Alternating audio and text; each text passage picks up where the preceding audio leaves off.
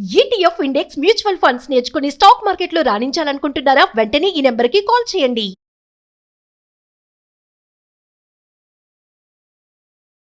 నమస్తే, welcome to Suman TV. ప్రస్తుతం మనతో పాటు స్టూడియోలో ప్రముఖ ఆధ్యాత్మికవేత్త శ్రీనివాసుల అనంతరామ శర్మ గురువు గారు ఉన్నారు. వీరితో కొన్ని విషయాల గురించి మనం ఈరోజు చర్చిద్దాం. నమస్కారం గురుగారు. నమస్కారం. గురుగారు, ఇప్పుడు మనకి మాసం అంతా కూడా శ్రావణ మాసం కదా. అయితే శ్రావణ మాసంలో కూడా అందరూ కూడా చాలా చక్కగా చేసుకునేది వరలక్ష్మి వ్రతం. అయితే వరలక్ష్మి వ్రతం ఎలా చేసుకోవాలి, దాని యొక్క విశిష్టత ఏంటి అసలు? ఇక్కడ మనకి శ్రావణ మాసం అంటేనే లక్ష్మీప్రదంగా చెప్పబడుతూ ఉంది గురుగారు. మనకి ఇక్కడ అమ్మవారు ప్రధానంగా అంటే వాయినాలు ఇవ్వటము, ముత్తైదులు అంటే వారం వారం కూడా మనకు సందడి కనపడేటువంటిది. ప్రతి వారము కూడా సందడి కనపడుతుంది. ఇటు మంగళవారాలు కావచ్చు, ఇటు శుక్రవారాలు కావచ్చు, ఏవైనా సందడి కనపడేటువంటి మాసము శ్రావణ మాసము. అంతేకాకుండా ఈ శ్రావణ మాసములో మొత్తం కూడా పూజలు ఎక్కువగా లక్ష్మికి జరుగుతూ ఉంటాయి. లక్ష్మీ పూజలు బాగా చేస్తూ ఉంటారు. లక్ష్మీదేవి దేవాలయాలకు వెళ్ళడం, అష్టలక్ష్మి టెంపుల్స్ ఇట్లా ఉంటే అక్కడికి వెళ్ళడము, ఇట్లా బాగా పూజలు చేస్తూ ఉంటారు. అమ్మవారి అనుగ్రహం బాగా సంపాదించాలి అని చెప్పేసి తాపత్రయపడేటువంటి మాసంగా చెప్పవచ్చు. కార్తీక మాసం శివుడికి ఎట్లా తాపత్రయపడతారో శ్రావణ మాసం మొత్తం కూడా అమ్మవారికి ఆ విధంగా తాపత్రయపడుతూ ఉంటారు, అమ్మవారి అనుగ్రహం కోసంగా. ఇక్కడ అమ్మవారి వరలక్ష్మీదేవి, వరలక్ష్మి, వరములు ఇచ్చేటువంటి లక్ష్మి. అంటే కోరుకున్న ప్రతిదీ ధర్మబద్ధంగా ఉన్నది మాత్రమే. కోరుకున్న ప్రతి అంటే అధర్మంగా నీ సొమ్ము మొత్తం నాకు రావాలి అని కోరుకోవడం కాదు కదా. నువ్వు సంపాదించింది నీ ఆస్తిపాస్తులు నాకు కావాలి అని కోరుకోవడం మళ్ళీ అధర్మం. మనం కష్టపడి సంపాదించింది నిలబడుతూ ఉండాలి. మనకి ఇంతకంటే మంచి పొజిషన్లో ఉండి ధర్మంగా బ్రతకగలగాలి, పేరు ప్రతిష్టలతో చక్కగా బ్రతకగలగాలి. ఇది అమ్మవారు ఇచ్చేది. ధర్మబద్ధంగా మనం ఏదైతే కోరుకుంటామో అది ఇస్తుంది. అమ్మవారిలో మళ్ళీ అష్టలక్ష్ములు ఉన్నాయి. వరలక్ష్మితో పాటు అష్టలక్ష్మి, సంతానం లేని వారికి సంతానలక్ష్మి, సౌభాగ్యలక్ష్మి, ఇలా రకరకాల అమ్మవార్లు ఉన్నారు. ఈ అష్టలక్ష్ములు కూడాను ఒకటే, ఒక లక్ష్మీదేవే ఇన్ని ఇస్తుంది. అందుకే వరలక్ష్మి అని చెప్పబడుతుంది. వరములు ఇచ్చేటువంటి లక్ష్మి. ఎవరికి ఏ వరం కావాలి, సంతానం లేదు తల్లి నాకు సంతానాన్ని ప్రసాదించు, సత్సంతానం కావాలి అంటే చక్కగా చక్కటి పిల్లల్ని మనకు ప్రసాదించి అనుగ్రహిస్తుంది. ఇలా వరములు ఇచ్చేటువంటి లక్ష్మే వరలక్ష్మి, ఇలా చెప్పబడుతుంది అమ్మవారు. అయితే ఇక్కడ వరలక్ష్మీదేవి ఎవరిని అనుగ్రహిస్తుంది అనేది ఒక్కటి తీసుకోవాలి. ఎవరైతే ధర్మంగా బ్రతకగలుగుతూ ఉన్నారో స్త్రీలు, పెళ్ళైనటువంటి వారు, ఇటు అత్తామామల్ని, మన కథలోనే ఉంది చారుమతీదేవి కథల్లో తీసుకున్నట్లయితే, గయ్యాలి కాకుండా పెనిమిటిని దైవంగా భావించి అత్తామామల్ని పూజిస్తూ అందరితో, చుట్టుపక్కల వారందరితో కూడా కలిసిపోతూ ఉన్నటువంటి వారిని మాత్రమే అనుగ్రహిస్తుంది. ఆమె ఒక్కదాన్నే అనుగ్రహిస్తుంది. ఆమె వల్ల చుట్టుపక్కల వాళ్ళు కూడా అనుగ్రహింపబడ్డారు. అమ్మవారి అనుగ్రహం అందరికీ వచ్చింది కదా. అంటే అలా ఉండగలగాలి స్త్రీలు ఎవరైనా. అంటే కష్టాలు రావడం, ఇప్పుడు అత్తమామల నుంచి కష్టాలు రావడం లేదా మొగుడి నుంచి కష్టాలు రావడం అది వేరు. కానీ ఓపిక, అందుకే భూమాతతో సమానంగా ఆడవారిని కొలుస్తారు. భూమికి ఎంత ఓపిక ఉందో ఆడవారికి అంత ఓపిక ఉంటుంది అని చెప్పబడుతుంది శాస్త్రం కూడా కదా. ఓపికకు మారుపేరు ఎవరు అంటే స్త్రీ. ఆ పుట్టుకలోనే వస్తుంది ఓపిక అనేది. అది ఎక్కడి నుంచి వస్తుంది అంటే ఇంకా అమ్మవారి అనుగ్రహమే. ఆడవారికి ఎక్కడి నుంచి వచ్చింది నీకు ఇంత ఓపిక అని ఖచ్చితంగా అడగగలిగితే ఆమెదే అనుగ్రహం. ఆమె స్వరూపంగా భూమి మీదకి వచ్చింది కాబట్టి ఆమె ఆ ఓపికనిస్తుంది, ఆమె ఆ విధంగా చూసుకుంటుంది. కాకపోతే ఏంటంటే మనం ప్రస్తుత లౌకిక విషయాల మీద దృష్టి పెట్టి ఆ అమ్మవారిచ్చిన ఆ స్త్రీకున్న ఆ అనుగ్రహాన్ని పోగొట్టుకుంటున్నాం. మనం అనేక రకాల కష్టాలకు కానీ లౌకికపరమైనటువంటి విషయాలకు లోబడి కలియుగ ధర్మం వీడి కలియుగంలో కలి ప్రభావం కూడా కొంత స్త్రీల మీద పడి మనము ఆ ఓపికని పోగొట్టుకుని వారు కూడా కాస్త రాక్షసంగా ప్రవర్తించేటువంటి వారు ఉన్నారు. కానీ అట్లా కాకుండా సాత్వికంగా ఉండగలిగినటువంటి స్త్రీ ఎవరైతే ఉందో చారుమతీదేవిలాగా చక్కగా ఉండగలిగిన ఏ స్త్రీకైనా అమ్మవారి అనుగ్రహం ఖచ్చితంగా నెరవేరుతుంది, అందులో సందేహం లేదు. అయితే వీరు ఏ విధంగా ఉండాలి? సాంప్రదాయ దుస్తులు ధరిస్తూ ప్రతిరోజు దేవాలయ దర్శనం చేసుకుంటూ చక్కగా ఈ ఆడవారికి ఏంటంటే ఇంట్లో పనులు బాగా ఉంటాయి. అవును. పెళ్ళైనటువంటి వారికి ముందు పిల్లల్ని భర్తని పంపించాలి కదా. కరెక్ట్. సరే, ప్రస్తుత కలియుగంలో వెనకట ఏం చేసేవారంటే పూజలన్నీ చేసి భర్తని వాళ్ళని పనులకు పంపించి చేసి ఇలా చేసేవారు. ఇప్పుడు అంత సమయం కుదరట్లేదు. రాత్రి పడుకునేసరికి ఆడవాళ్ళకి 12 అవుతుంది.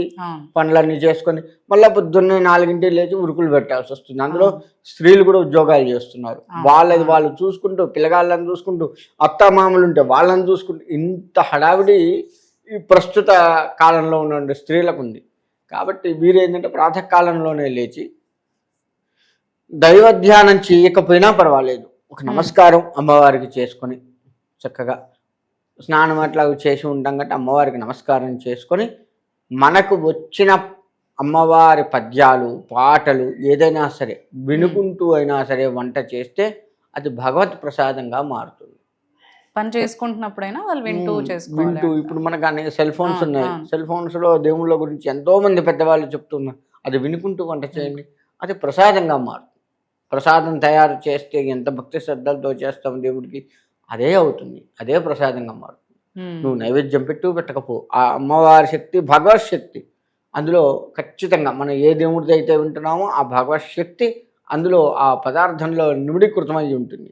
అది తిన్న అందరికీ కూడా ఆధ్యాత్మిక భావన, ప్రశాంతత, ఇంట్లో ప్రశాంతంగా ఉండాలి అని కోరుకునే ఏ స్త్రీ అయినా చేయవలసింది ఇదే. వంట చేసేవారు అందుకే బయట తిండి ఎక్కువ తినొద్దు. బయట మొత్తం వాడు ఏ ఆలోచనతో చేస్తాడో ఏంటో తెలియదు కదా. బయట తిండి అందుకే తినొద్దు అంటారు. అలా ప్రశాంత భావంతో వంట చేస్తూ ఉన్నట్లయితే, శుచి శుభ్రతలతో వంట కనుక చేసినట్లయితే ఖచ్చితంగా ఇంట్లో ప్రతి వారికే ప్రశాంతత భావన చేకూరుతుంది. ఆ వంట ఎవరైతే తింటారు, ఇప్పుడు నేను వచ్చాను మీరు చేశారు మన ఫ్రెండ్ కదా అని చెప్పేసి పెట్టారు, పెట్టినప్పుడు అది నేను కూడా తిన్నాను, ఆ ప్రశాంతత భావన నాకు కూడా ఇచ్చిన ఫలితం మీకు కలుగుతుంది. ఆ పుణ్యం మీకు వచ్చేస్తుంది. మీ వంట నేను తిన్నందుకు నాలో ఎంతో కొంత భగవశక్తి అయితే వస్తుంది కదా, ఆ ఫలితం ఆ పుణ్యం కూడా వస్తుంది. అంటే స్త్రీలు ఈ విధంగా మెలగలగాలి. అప్పుడే ఆ కుటుంబంలో వరలక్ష్మీదేవి సంపూర్ణ అనుగ్రహం కలుగుతుంది. ఇది నశించి హడావిడి జీవితాల్లో ఉన్నాం కదా అని యాంత్రికమైన ఆలోచనలు చేసుకుంటూ, హడావిడి వంటలు చేసుకుంటూ, ఒక పక్క వంట చేసుకుంటూ ఇంకొక పక్క మాట్లాడుతూ, సెల్ ఫోన్లు మాట్లాడుతూనో టీవీలు చూస్తూనో ఏదో చేస్తూ వంటలు చేస్తే ఆ ప్రశాంతత వాతావరణం రాకపోగా ఇంట్లో అన్ని చికాకులు అయ్యి వస్తాయి. ఎక్కడైతే చికాకులు ఎక్కువ అవుతుంటాయో అక్కడ లక్ష్మీదేవి ఉండదట. ఇంట్లో మగవారు కానీ, ఆడవారు కానీ, పెద్దవారు కానీ, పిల్లలు కానీ, మరీ పసిపిల్లలు అంటే పక్కకు తీస్తాము, కొంచెం పిల్లలు కానీ ఎవరు కూడా కంటెత్తడి పెట్టే పరిస్థితి రాకూడదు. ప్రతి దానికి కూడా సమస్యకి పరిష్కారం ఉంటుంది. దాన్ని చక్కగా వెతుక్కుంటూ ఆ మార్గంలో పయనిస్తూ ఉండాలి. అలా కంటతడి పెట్టకుండా ఏ ఇంట్లో అయితే సుఖ సంతోషాలతో ఎప్పుడు కూడా నవ్వుతూ ఉంటారో, ఎంత బాధ వచ్చినా కానీ మనం బయటకు నవ్వుతూ ఉండాలి. బాధని ఎట్లా దాటి వేయాలో పరిష్కారం చూసుకోవాలి. ఆ విధంగా ఎవరైతే ఏ ఇంట్లో అయితే ఉంటుందో ఖచ్చితంగా ఆ ఇంట్లో లక్ష్మీదేవి వద్దన్నా ఉంటుంది. ఇక్కడ ఏంటంటే ఒక ఇంట్లో లక్ష్మీదేవి ఉంది, ఇంకా ఆమె వెళ్ళిపోయే టైం వచ్చింది. అయితే లక్ష్మీదేవి వీళ్ళని అనుగ్రహిద్దాము అని చెప్పేసి అనుకుంది. మరి నేను వెళ్తున్నాను, వాళ్ళకి ప్రత్యక్షమై చెప్పింది, నేను వెళ్తున్నాను, ఇక మీరే చూసుకోవాలి ఇల్లంతా, నేను పోతే మాత్రం దరిద్రలక్ష్మి వస్తుంది అని చెప్తే, నువ్వు వెళ్తే వెళ్ళావు తల్లి, నేను ఇన్నాళ్ళు మా ముసుక పెట్టావు కాబట్టి నువ్వు వెళ్తా అంటే అడ్డం చెప్పాము మేమని ఇంటి పెద్దవాళ్ళు చెబుతూ, అమ్మవారికి చెబుతూ, ఎప్పుడూ కూడా మా ఇంట్లో కలహాలు లేకుండా ఉండేట్లుగా అనుగ్రహించిపో, ఆ ఒక్క సాయం చేయి అని చెప్పేసి కోరుకుంటే ఆమె కూడా సరే తదాస్తు అంటుంది. సరే ఆమె వెళ్ళిపోయింది. దరిద్రలక్ష్మి వచ్చింది. ఈమె వచ్చిన దగ్గర చేయండి, అత్త కోడలు వీళ్ళందరూ కొట్టుకోవాలి. ఇంట్లో ఉన్న నలుగురం కొట్టుకోవాలి, 10 మంది ఉంటే 10 మంది కొట్టుకోవాలి. ఎక్కడా కొట్లాటలు జరగట్లేదు. అత్త ఉప్పు వేసిందో లేదో అని కోడలేయటం, కోడలేసిందో లేదో అని అత్త వేయటం, అట్లా ఉప్పు కారాలు ఎక్కువైనా సరే ఈ తినేవాళ్ళు మగవాళ్ళు కూడా ఏమోలే తెలియక చేశారులే అని అంత ఉప్పు ఎక్కువ అయ్యి విషంలాగా ఉన్నా సరే బాగుంది, అమృతంలాగా ఉంది అని తింటాము, వాళ్ళ మీద ప్రేమలతోటి తింటాము. వీళ్ళు తినేసరికి నా భర్తలు ఏమనలేదు, ఇంత ఉప్పు వేసాను నేను అని చెప్పి వారి మీద కూడా అలానే ప్రేమలు ఉంచుకోవడం, ఇలా ఉండేసరికి ఎక్కడ వీళ్ళ కొట్లాటలు జరగకపోయేసరికి దరిద్రలక్ష్మి మళ్ళీ లక్ష్మీదేవి దగ్గరికి వెళ్ళి, ఆ ఇంట్లో నేను ఉండను, నా వల్ల కావట్లేదు, ఎవరు ఎక్కడ ఏంటి ఎన్ని రకాల ప్రయత్నించినా కానీ పుట్టుకోవట్లేదు వాళ్ళు, నేను ఉండను అని ఆమె వెళ్ళిపోతుంది. ఆమె వెళ్ళగానే మళ్ళీ లక్ష్మీదేవి కావాలి. అంటే చూడండి, ఇంట్లో కలహాలు లేకుండా ఏ ఇంట్లో అయితే ఉంటుందో ఆ ఇంట్లో లక్ష్మీదేవి స్థిర నివాసం ఉంటుంది.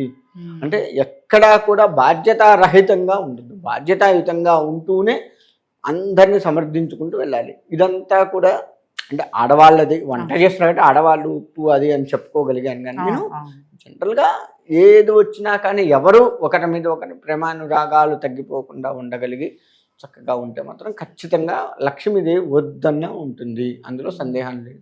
అందుకని వరలక్ష్మీదేవి అంటే వరములు అన్నీ ఇచ్చేది, సంతోషములు, సంతానము, సుఖములు అన్ని రకాలుగా మనకి అష్టలక్ష్మి ఎన్ని ఇస్తుందో అన్నీ కూడా ఆ వరలక్ష్మి అనే పేరుతో అమ్మవారి ఇస్తుంది. దానికి ఏకైక మార్గం అమ్మవారి పూజ, భక్తి శ్రద్ధలతో గోమయముతో వాళ్ళకి చక్కగా పంచరంగుల ముగ్గులు పెట్టి కలశాన్ని ఏర్పరచుకొని గణపతిని పూజించుకొని అమ్మవారిని కూడా చక్కగా మన శక్తి కొలది పూజించుకోవాలి. ఇవాళ ఇంకొక తప్పు పని ఏం చేస్తున్నామంటే మనం ఈ వరలక్ష్మి వ్రతం టైంలో ఏ పూజ అయినా కానీ ఈ సెల్ ఫోన్స్ పెట్టుకొని అందులో మంత్రాలు వినుకుంటూ పూజ చేస్తున్నాం. అది తప్పు పద్ధతి అండి. బ్రాహ్మణుడు ఖచ్చితంగా ఇంటికి రావాలి, చెప్పాలి. ఎందుకంటే ఇక్కడ అన్నీ చెప్తూ ఉంటారు, అక్షింతలు వెయ్యండి అని చెప్తాడు, కానీ అక్షింతలు ఎక్కడ వెయ్యాలి ఏంటి సెల్ ఫోన్లో చెప్పరు. ఇప్పుడు దగ్గరుండి నేను నీకు పూజ చేయిస్తున్నానమ్మా, పూజ చేయిస్తున్నప్పుడు నువ్వు పసుపు కుంకుమ వెయ్యి అంటే చాలామంది ఏం చేస్తారు, పసుపు కుంకుమ రెండు ఒకేసారి తీసుకొని వేస్తారు, దేని దానికి వెయ్యాలి. అది నేను నీ కంటితో చూస్తాను కాబట్టి అట్లా కాదమ్మా అని చెప్తాను, దేని దానికి వెయ్యాలమ్మా అని చెప్తాను. సెల్ ఫోన్లలో కానీ టీవీలలో కానీ అలా చెప్తాడా? చెప్పరు. అంటే అక్కడ తప్పు చేస్తున్నట్టుగా లెక్క. అంటే ఇటువంటివి చేయటం కూడా దోషాలు, ఇట్లాంటివి చాలా ఉంటాయి. కాబట్టి సెల్ ఫోన్స్లో డిపెండ్ అయ్యి పూజలు చేయకూడదు. ఖచ్చితంగా బ్రాహ్మణుడు రావాలి చక్కగా, ఎందుకంటే తాంబూల సత్కార్యములతో ఆయన్ని మన శక్తి కొలది ఆయన ఆశీర్వచనం కూడా తీసుకుంటే ఏంటంటే బ్రాహ్మణో మమదేవత అని చెప్పి, బ్రాహ్మడు దేవుడితో సమానం. కాబట్టి ప్రత్యక్షమైన దేవుళ్ళు తల్లిదండ్రులు, సూర్యచంద్రులు, వీళ్ళ తర్వాత మళ్ళీ బ్రాహ్మణుడే అవుతాడు. గురువుతో సమానం, గురువుగా చెప్పబడుతూ ఉన్నాడు బ్రాహ్మణుడు. కాబట్టి గురువు యొక్క అనుగ్రహం ఉంటే సకల దేవత అనుగ్రహం ఖచ్చితంగా వస్తుంది. కాబట్టి బ్రాహ్మణుడు తెచ్చుకోవాలి, చక్కగా ఆయన పాదాలకి వంగి మరీ నమస్కారం చేయాలి. కొంతమంది మామూలుగా ఇట్లా అంటుంటారు, వంగి మన రెండు చేతులు వారి రెండు కాళ్ళకి తగిలించి చక్కగా ఇలా నమస్కారం చేయాలి. వీలుంటే ఈ శిరస్సు కూడా వారి పాదాలకు తగిలించాలి. అంత భక్తి శ్రద్ధలతో మనం కూడా నమస్కారం కూడా బ్రాహ్మణుడికి అంత భక్తి శ్రద్ధలతో చేసుకోగలుగుతుంటే భగవంతుడు కూడా సంతోషిస్తాడు భక్తికి. ఎందుకంటే ప్రహ్లాదుని తీసుకుంటే భక్తికే చేసుకున్నారు, ప్రసన్నుడయ్యాడు భగవంతుడు కదా. ఎక్కడైనా భక్తికి ప్రసన్నులు అవుతారు. ఆ భక్తి మనలో పెంచుకోవాలి. బ్రాహ్మణుడి దగ్గర కానీ దేవుడి దగ్గర చేసే భక్తి కానీ పూజ చేసేటప్పుడు కూడా సెల్ ఫోన్స్ అట్లా వాడకుండా చక్కగా బ్రాహ్మణుడు ఏది చెప్తున్నాడో ఆ వేద మంత్రాలు వింటుంటేనే సగం పాపం పోతుంది మనకి. అంటే బ్రాహ్మణుడితో వేద మంత్రాలు, అందుకే పూజలు చేసేటప్పుడు ఎక్కడా కూడా సెల్ ఫోన్స్ వాడకూడదు. అలా సెల్ ఫోన్స్ వాడకుండా బ్రాహ్మణుడు చెప్పిన వేద మంత్రాలు, ఆయన ఏమైనా మంత్రాలు చెప్పిస్తే అవి జాగ్రత్తగా చదవటము, చెయ్యటము అట్లా చేసుకుంటూ ఉన్నట్లయితే తప్పకుండా భగవత్ అనుగ్రహం, అమ్మవారి అనుగ్రహం వద్దన్నా కూడా మన దగ్గర ఉంటుంది. కాబట్టి చారుమతి దేవి ఏ విధంగా ఉన్నదో ఆ విధంగా ఆడవారందరూ కూడా ఆ విధంగా ఉన్నట్లయితే తప్పకుండా అమ్మవారి అనుగ్రహం కలుగుతుంది. గురుగారు చక్కగా వివరించారండి, ధన్యవాదాలు.